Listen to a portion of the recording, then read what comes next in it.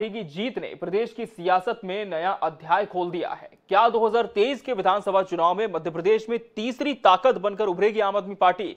सिंगरौली में आपकी जीत कांग्रेस और बीजेपी दोनों के लिए बड़ा सियासी संकेत छिपा है, जिसे दोनों को वक्त रहते समझने की जरूरत है।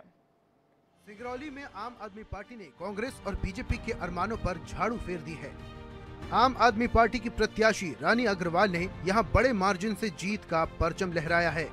रानी अग्रवाल की इस जीत ने सत्ता का सेमीफाइनल कहे जाने वाले चुनावों को आम आदमी पार्टी को प्रदेश में पांव जमाने के लिए सियासी जमीन मुहैया करा दी है। इस नतीजे के बाद 2023 के विधानसभा चुनाव में आप का दम देखने को मिल सकता है। कांग्रेस आम आदमी पार्टी की जीत को बीजेपी के खिलाफ जनादेश बता रही है, तो बीजेपी इसे आम आदमी पार्टी की नहीं व्यक्ति की जीत बता रही है। सिंगरौली में भी ये स्थिति रही, भाजपा की आम आदमी पार्टी की प्रत्याशी विजय हो गई, तो वहाँ भी सेकंड नंबर पर कांग्रेस आई। तो कांग्रेस सिंगरौली भी जीत रही थी, बुरहानपुर भी जीत रही थी, लेकिन भाजपा ने अपनी बी टीम के सहारे ये चुनाव कांग्रेस को हराया।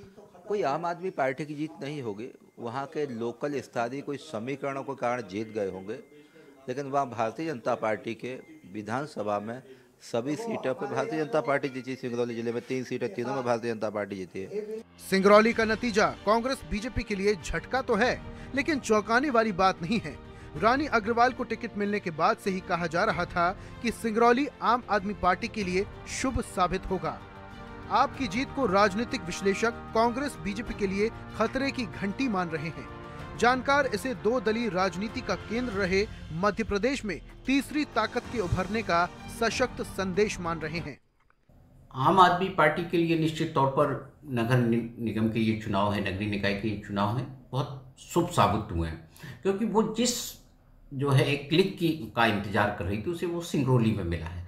भारतीय जनता पार्टी और कांग्रेस दोनों के लिए निश्चित तौर पर आम आदमी पार्टी के उम्मीदवार की जीत एक चिंता का विषय है, क्योंकि जिस तरह से 2 दलीय व्यवस्था हमारे यहाँ है, इस 2 दलीय व्यवस्था को ना तो बहुजन समाजवादी पार्टी तोड़ पाई, ना समाजवादी पार्टी तोड़ पाई। यदि आम आदमी पार्टी इसमें सेंध लगा लेती है तो निश्चित तौर पर मध्य प्रदेश की राजनीति का यह एक निर्णायक मोड़ साबित हो सकता है। ऐसा नहीं है कि इससे पहले प्रदेश में तीसरी ताकत का उभार नहीं देखा।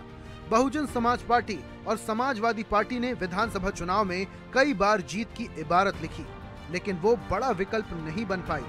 शायद यही वजह है कि बीजेपी और कांग्रेस आम आदमी पार्टी की इस सफलता को गंभीरता से नहीं ले रहे। लेकिन जो लोग आम आदमी पार्टी के सियासी सिस्टम को समझते हैं, वो जानते हैं कि आम आदमी पार्टी को हल्के में लेना बीजेपी और कांग्रेस के लिए 2023 में घाटे का सौदा साबित हो सकता है। INH 24/7 के लिए भोपाल से मनीष त्रिपाठी की रिपोर्ट।